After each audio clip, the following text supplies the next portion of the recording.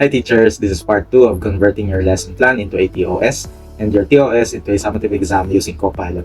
If you haven't watched the first part, nandun yung way kung paano i-convert yung lesson plan into a TOS. Please don't forget to support and follow the page. We now also have a YouTube channel. Please visit and subscribe to @SirJerryOfficial. You can leave a comment sa mga videos so I can send you the prompt. Together, we can make teaching lighter. Okay, let's begin. First, go to Microsoft Copilot. Tapos, punta kayo doon sa chat or thread kung saan kayo gumawa ng TOS.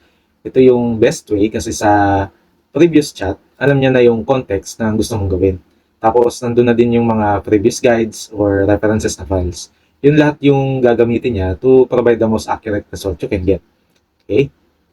Next, upload your summative exam, template, or sample. Tapos, you don't need to upload yung TOS na ginawa niya kasi nasa thread naman na yun, saving us more time. Next, you need to enter this prompt. Sa first part ng prompt, nakalagay yung guide na command, tapos followed agad by the task. This part highly depends on what guidelines you have at school about summative exam construction. Sa amin kasi, we were tasked with creating a 25-item exam following the Solo Framework assessment. Okay? So, dito ay indicated muna yung type ng exam. Nakalagay dyan, multiple choice format. Do not forget to specify yung dami ng choices. Kasi kapag di mo nilagay, siya yung magde-decide dyan or the bot will clarify it after you enter the prompt. Kaya dito, ang nilagay ko yan, naka-indicate siya na A to D.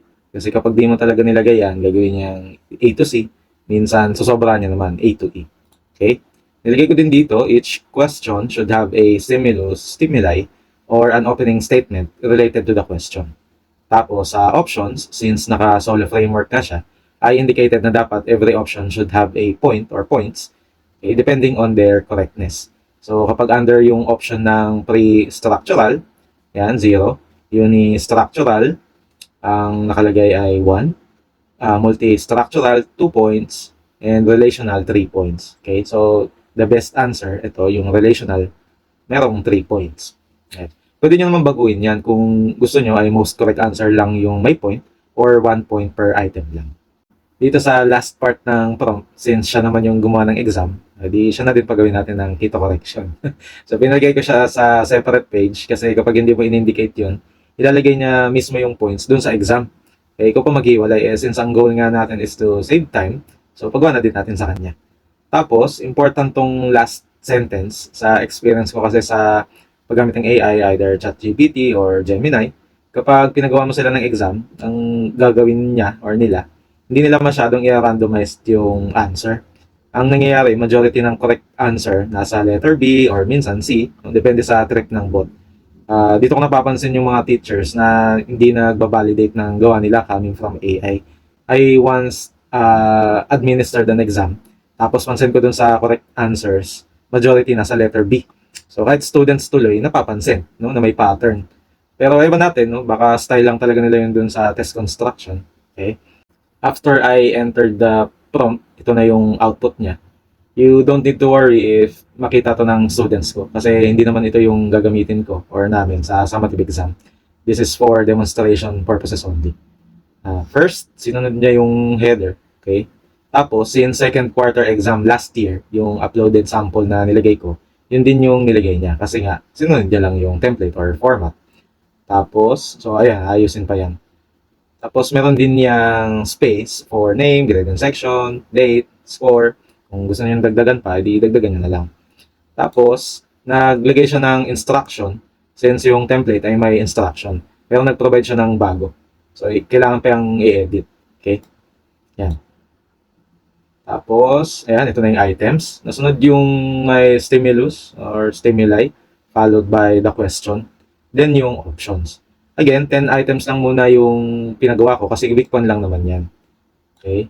Meron pang week 2 and week 3. Tapos, tsaka na lang yan pipilian or i-combine kasi ang total lang na need, for example sa amin, ay 25 items lang. We now have a 10 item summative exam. Downloadable siya, no? Ang file version niya ay Word. So after downloading, you can edit the layout, palitan yung size ng paper, yung margins, or whatsoever, kung anong gusto nyo. Okay? Kasi iba-validate nyo talaga to and i-edit. Ito yung excellent part na ginawa niya sa keto collection. Yan, naglagay siya ng keto collection na separate page. hindi niya nilagay doon sa mismong question. Ang isa pang maganda, hindi niya lang pinakita yung points. Nagbigay pa siya ng rational kung bakit ganun yung score for a particular option. So this is very helpful talaga. This is great kasi for example, you want to have a discussion with your class and analyze yung questions and options as review after the exam kasi di ba ginagawa yun. Makakatulong talaga to. No? Yan, nandiyan yan. Complete yan. Tapos, to randomize din yung mga sagot. Hindi yan papalo sa isang letter lang. And that's it. We successfully converted the TOS into a summative exam na naka-solo framework pa. Tapos, may keto correction pa. Okay? Again, teachers, AI is only a tool. Okay? We shall review, verify, and validate yung mga outputs niya. Hindi yung basta paglabas yun na ipapasa. So, with proper and ethical use, AI can definitely empower teachers. Kung may natutunan kayo dito, please share this video with our fellow teachers. You can also leave a comment so that I can send you the prompt. Support, follow, and subscribe sa ating Facebook page and YouTube channel. Again, this is Sir Jerry, and let's make teaching lighter.